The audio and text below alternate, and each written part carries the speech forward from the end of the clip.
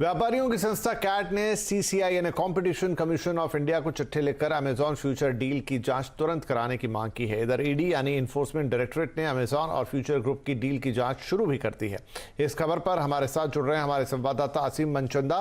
तो असीम, बताइए कि ईडी किन पहलुओं पर जांच कर रही है?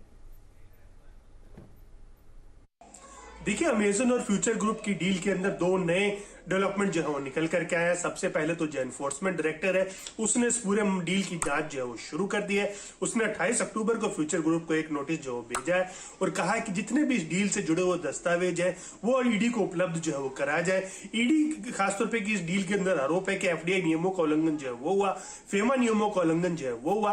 तो ईडी अब इन दस्तावेजों के आधार पर इस पूरे मामले की जांच जो है वो करेगा। खासतौर पर कि जितने भी दस्तावेज है, चाहे वो ईमेल्स हो, चाहे इस डॉक्यूमेंट से इससे जुड़े हुए डील से जुड़े जितने भी डॉक्यूमेंट्स हो, ईडी ने सब उसकी मांग जो है वो की और ईडी अपनी जांच में काफी तेजी जो है वो लेकर के आ सकता है। दूसरी तरफ जो व्यापारियों की संस्था केट है उसने भी सीसीआई को एक चिट्ठी लिखी है और कहा है कि इस डील को जो मंजूरी दी गई थी उसको तुरंत वापस जो है वो लिया जाए।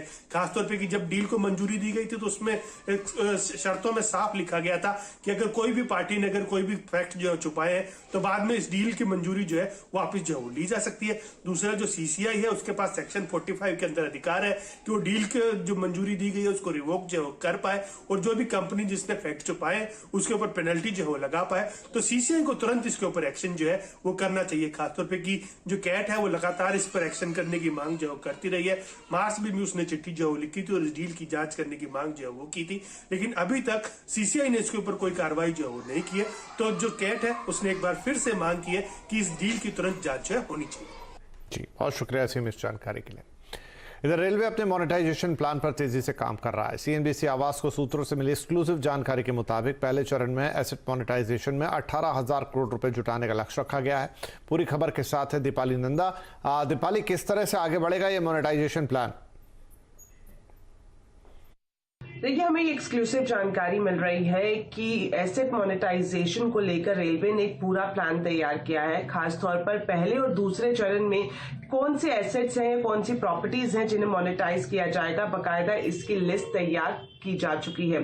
सूत्रों से मिल रही जानकारी के मुताबिक पहले चरण में जो एसेट मोनेटाइजेशन स्कीम के तहत जिन चीजों को शामिल किया गया है उसमें मुख्य तौर पर जो रेलवे के स्टेडियम्स हैं, रेलवे कॉलोनीज हैं या फिर जो हिल रेलवेज हैं जैसे कि दार्जिलिंग और माथेरन, यहाँ पर रीडेवलपमेंट किया जाएगा पब्लिक प्राइवेट पार्टनरशिप मोड के आधार पर। सूत्र हमें बता रहे हैं कि जो पहला चरण है इससे 18,000 करोड़ रुपए जुटाने का लक्ष्य रेलवे ने रखा है और साथ ही ये भी जानकारी मिल रही है कि इसी फिस्कल में ये लक्ष्य हासिल करने को भी कहा गया है। जितने भी अधिकारी इस पूरे स्कीम में इन्वॉल्व है उन्हें ये निर्देश दिए गए हैं कि जल्द से जल्द इन प्रॉपर्टीज को फास्ट ट्रैक पर लाया जाए और रीडेवलपमेंट की योजना को शुरू किया जाए। वहीं अगर हम दूसरे फेज की बात करें तो इसमें मुख्य तौर पर जो गुड शेड्स हैं, गुड शेड्स और जो पैसेंजर प्राइवेट ट्रेन हैं उनको पीपीपी मोड पर मोनेटाइज किया जाएगा और फंड जुटाया जाएगा। अगर मैं नेशनल मोनेटाइजेशन पाइपलाइन की बात करूं तो इसमें रेलवे सेक्टर से 57,000 करोड़ रुपए से ज्यादा का पैसा इकट्ठा करने का लक्ष्य रखा गया है और इसी की शुरुआत अब रेलवे ने कर भी दी है। इसी फिस्कल में 18,000 करोड़ रुपए जुटाने की तैयारी में रेलवे लग चुकी है। जी दीपाली, बहुत शुक्रिया इस जानकारी के लिए। बात करेंगे बाजार की, जहां आज का दिन जद्दोजहद वाला रहा। खुलने के कुछ देर